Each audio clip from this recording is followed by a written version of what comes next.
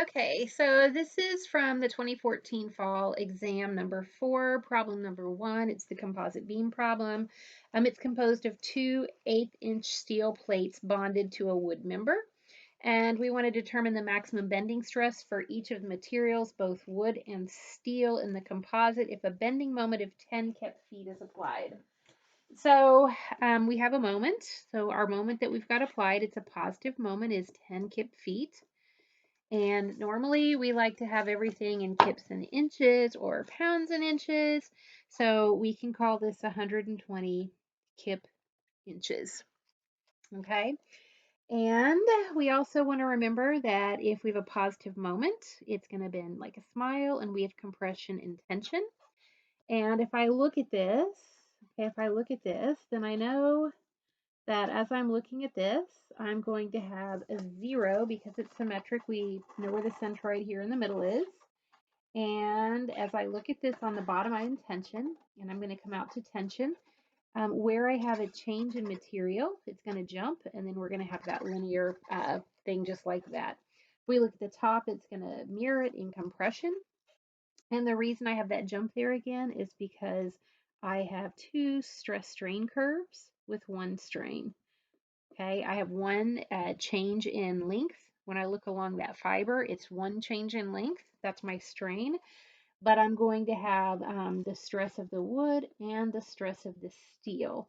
So because they have different slopes to their modulus of elasticity. So my maximum bending stress, whether I look up or down, it's going to be the same value because of symmetry.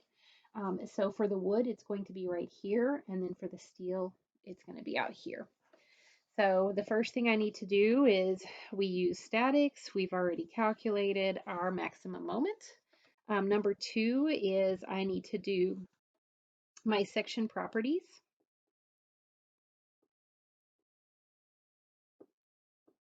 And I have to recognize they aren't the same material. So we are going to change the, it doesn't matter which way we go. Let's just change the steel into wood. So we're going to change steel into wood. So our in for our steel, we're going to change our steel into our wood. So denominator, common denominator, it's the same material for everything. We're going to keep wood as our solid, and we're going to be changing the steel into wood. So we have 29,000 KSI divided by 1,600 KSI, and I get 29,000 1,600 divided by, I get 18.125 for my value of N. So that means my new width, okay, so my width of steel is going to be N times my original base. So I have 18.125 times 4 inches, and I get 72.5 inches. So that's going to be my new width. So now I need to draw my new cross section. So I have 72.5, then we have this little tiny wedge of 4, and then 72.5. So because we are bending about the strong axis here, we change the parallel dimension, which is our base. So this has got a 4 inches, and this is 8, and this is 1/8 of an inch, so 0.125. And 0.125, and then we have up here we have 72.5 inches. Okay, so now we need to find Y bar. Well, that's going to be right in the middle because it is symmetric. So if it's going to be 4 inches up here, 4 inches. And then as we're looking at this, it's going to be 4.125 all the way to the top, and 4.125 all the way to the bottom. And that's why I said that it's uh, it doesn't matter whether I look at compressive or tensile because they're going to be the same magnitude. So now we need to find moment of inertia. So let's take our middle piece, and we have 4, okay, 8 cubed over 12, Okay, so when I look at this, my base is 4 and my height is 8. And the centroid of this rectangle lies on the centroid of the whole. So we don't have to add that 80 squared, plus 2 times, okay, B, 72.5, H, 0.125 cubed over 12, which is going to be super tiny, but it's going to be that area D squared that gets us our value. So we have an area of 72.5 times 0.125, that's my area, and then the D squared. The D squared goes from, okay, the D squared goes from the centroid of the whole to the centroid of my piece, which if you think about it, that's also Q. It's that area times that centroidal moment arm. Okay, it's crazy how that's also Q. It's that first moment of an area. So I have 4.125. That goes all the way to the top. And then I'm going to subtract back down 0.125 over 2. So I have 4.125 minus 0.125 over 2. And then that's going to be squared. So again, think about it. That's, I mean, if I'm finding Q, it's this area.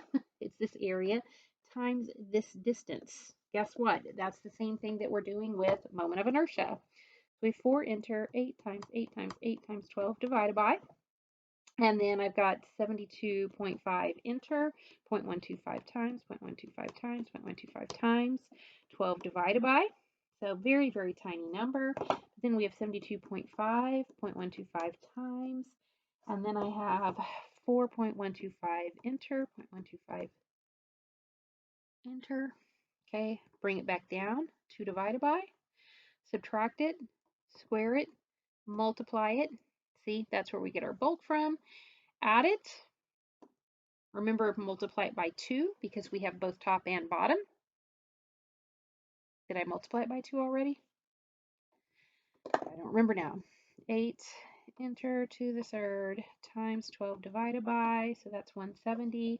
And then 72.5 enter, 0.125 enter, 3, 12 divided by times. And then 72.5 enter, 0.125 times, 4.125 enter, 0.125 enter, 2 divided by, minus squared, times, plus, I don't know where that 72, I've totally messed up.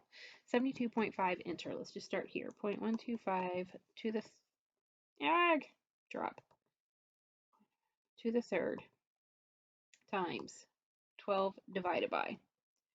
72.5 enter, 0.125 times 4.125 enter, 0.125 enter, 2 divided by minus squared times plus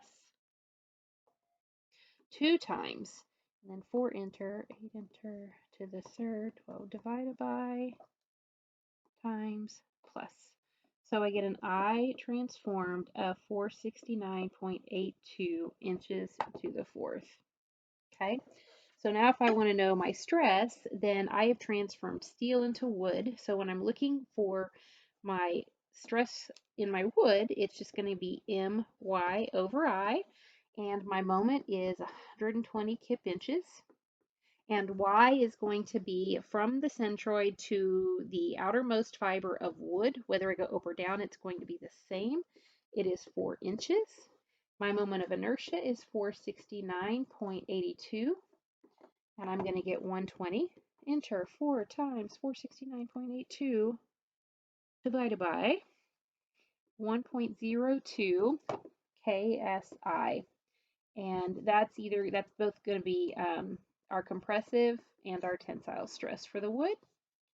And then for our steel, because that's the one we converted, we have to multiply it by N. So I have N, which is 18.125 times 120 kip inches times, well, now we have to go to the outermost fiber of steel. And whether I go up or down, it's going to be times 4.125 divided by 469.82. We get 18.125. incher, 120 times 4.125 times 469.82 divided by, and I get 19.1 KSI. And again, that is going to be my stress, whether I'm looking at compression or tension for my steel. So if I came back up here to graph this, it would be 0. And then for the wood here, the maximum would be 1.02. I would have to find this value, okay, and I would just use that 4-inch Y. I would use this equation right here and just plug in that in. So we could actually do that, 1.02 incher, 18.125 times, and I would get 18.4875. So that would be this stress here for this steel. But again, I wanted the maximum, so it's going to be that 19.1 all the way on the outside.